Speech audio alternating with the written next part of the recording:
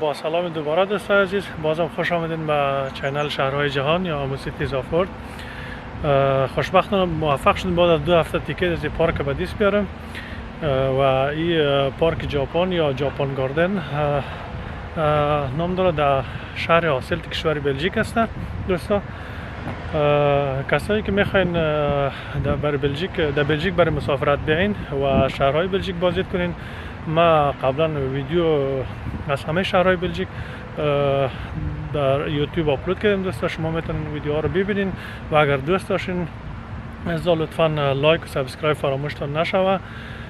و در این پارک است امروز آمدیم. تقریبا 100 نوع درخت و گلها و همچنان ماهی است وجود داره که از کشور آسیایی مخصوصا از کشور ژاپن آورده یاره.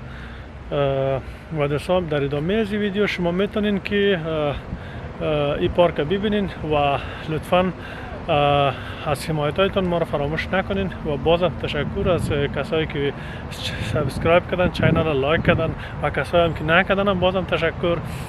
و دوستان میتونین در ادامه شما این پارک ببینین.